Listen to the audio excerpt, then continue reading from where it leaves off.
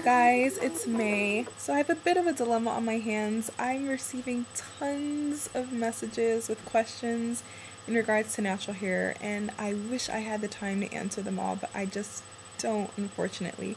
So what I'm going to try to do is compile a lot of the similar questions and answer them in the form of a video response. So not only the person who asked the question, but others who may have those questions in the back of their minds can benefit as well. So the question for today, which I get all the time, is I want to go natural, but I don't want to do the big chops. So what do I do? So for all the ladies who just nodded in agreement with that, like, yeah, I don't want to do the big chop, I don't want to chop off all my hair, I'm not ready to rock that short do, I've had long hair all my life. Trust me, I understand where you're coming from, and guess what? You do not have to do the big chop if you want to go natural.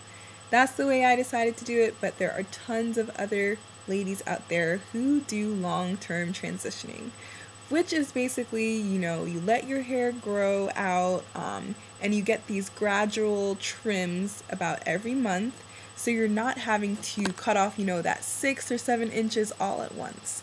So that's what I was doing initially for my 4-month transitional period, but then I just got anxious to just embrace all of my natural hair and just cut everything off. But I was getting trims every month because when I started going natural, believe it or not, my hair was actually below my shoulder. And when I did do my big chop, I had cut it off about to my chin. Well, actually, no, I actually cut it above right underneath my ear and had a little bob cut. So I actually did some gradual transitioning for a while. So that's definitely one route to go.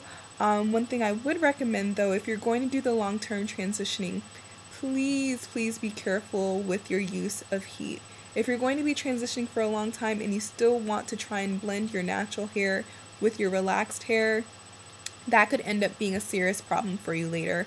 I've had some friends who've done that, and when they finally did cut off all of their relaxed hair, they found out that they still had a lot of straggly straight ends, which was actually their natural hair, but because of the heat damage from all of that heat styling during their long-term transitioning, that ended up being a problem for them.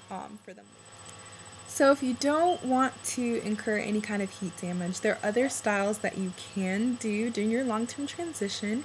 Some of these styles include 2-strand twist. What I found to work for me best were actually FLEXI-ROD sets, because when I would try to do a lot of the 2-strand twists, my relaxed ends would be very hard to hold in the twist just because they were so straight.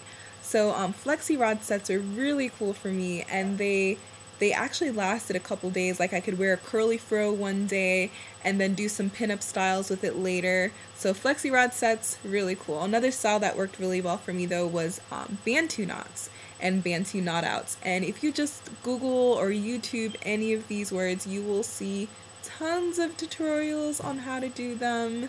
So please check those out. Those are just a few ideas, but I just wanted to let a lot of you guys know who've been emailing me just with worry that you're going to have to cut off all your hair to go natural, that you don't have to do that at all. I mean, you'll have to cut it off eventually, but you don't have to have a short do in order to go natural. So I hope that answered your questions well. And again, if you do have questions, I do encourage you to message me, but just know that I can't personally respond to you, and I'll be doing more of these FAQ series, answering a lot of the most frequently asked questions.